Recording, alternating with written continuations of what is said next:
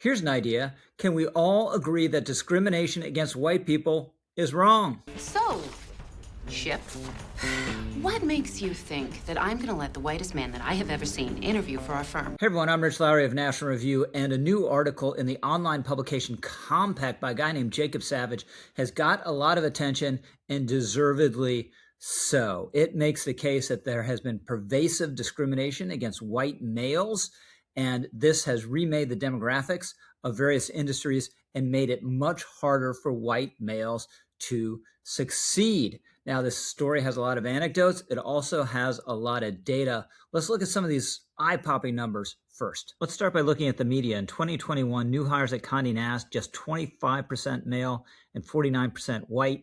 At the California Times, just 39% male and 31% white. ProPublica, 66% women and 58% people of color. NPR, 78% of new hires, people of color. In 2024, 3/4 of the editorial hires at The Atlantic over the past year, women, 69% people of color. This shift is particularly prevalent regarding the pipeline of new talent coming into such institutions. Since 2020, only 7.7% of LA Times interns have been white men. Between 2018 and 2024, roughly 30 summer interns at the Washington Post, just 2 or 3 were white men. 2018, New York Times replaced its summer internship with the year-long fellowship. Just 10% of these fellows have been white men. We see the same sort of picture in Hollywood with regard to academia, in medicine, tech. And we shouldn't be surprised because the leaders in these sectors told us basically what they were going to do. They didn't say explicitly that they were going to discriminate against white males, but they said they were going to emphasize diversity, by which they meant they were going to give an advantage to people with certain demographic characteristics over others.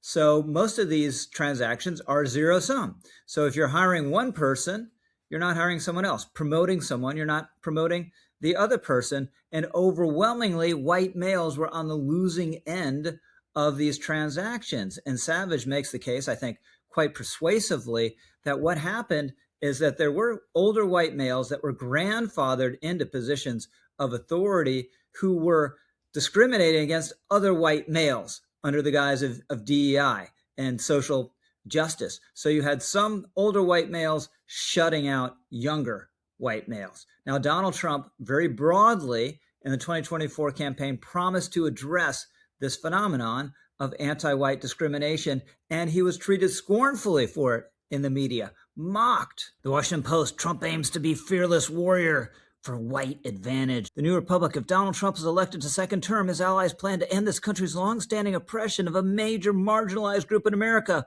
white people. Trumpism is increasingly organized, according to MSNBC, around the reactionary principle that whites are victims because of their race. This is a path to unraveling multicultural democracy. Now, implicit in a lot of these kind of pieces, sometimes actually explicit, is the idea that white males deserve whatever they get. So first of all, let's stipulate discrimination is always wrong. Discrimination in America is always wrong. But then think about it. Why are we punishing white males today for something that, say, Lester Maddox, the notorious segregationist governor of Georgia, did in the late 1960s? Maddox hasn't been governor of Georgia for more than 50 years and passed away more than 20 years ago. So we're talking about white males, had nothing to do with Lester Maddox, had nothing to do with the system of racial oppression the United States had for a very long time. And many of them probably have never even thought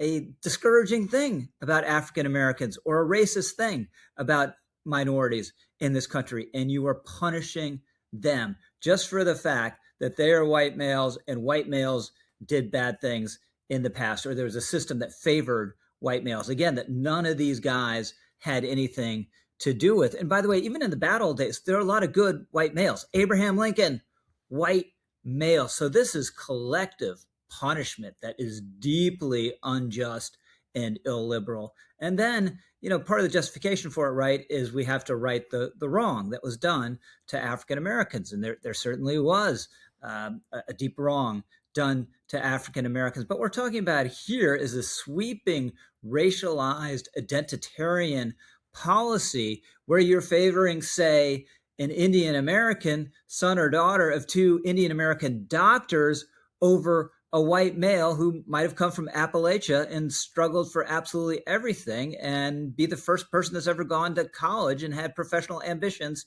in his family. That makes no sense. And then finally, the US Constitution is race neutral. These historic civil rights laws that passed in the 60s were race neutral. So a lot of this stuff is illegal or certainly runs against the spirit of what is supposed to be our system of laws in the United States of America, which brings us to the EEOC. This is the agency whose mission is to combat workplace discrimination. Yet it has let this form of discrimination go on and build for years and years and years without doing anything significant about it. And all indications are, thankfully, this is now changing. Trump's appointee, Andrea Lucas, is on the case. She tweeted in response to this Compact story. As chair of the EEOC, let me be clear, this is a story chock full of unlawful discrimination. There's no DEI exception to the bar on race and sex discrimination. We need courageous employees/applicants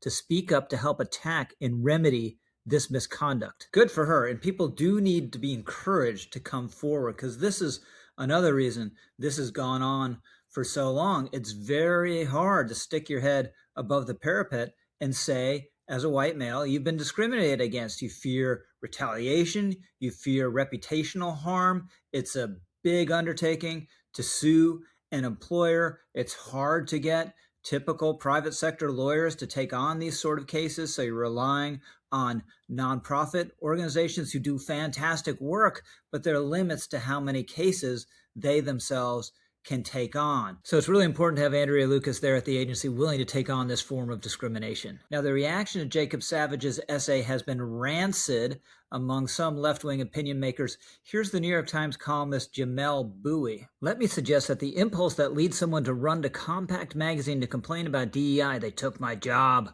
probably does more to explain professional failure than DEI. This is a move the left often makes. They'll say, on the one hand, we need discrimination to make up for past discrimination. Then on the other hand, they say, oh, but we're not discriminating. And if you think you've been discriminated against, you're sorely mistaken. And it's just that you have no talent and you don't have what it takes to succeed. So take that, Jacob Savage, who writes in this piece how he's seen his career blighted by this sort of discrimination. And he talks to all sorts of other people who have similar stories. So how about this concept?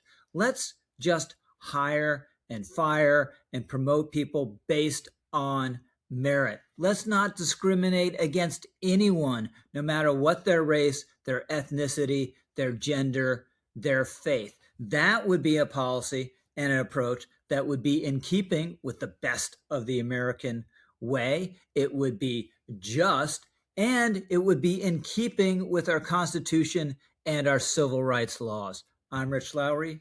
Over and out.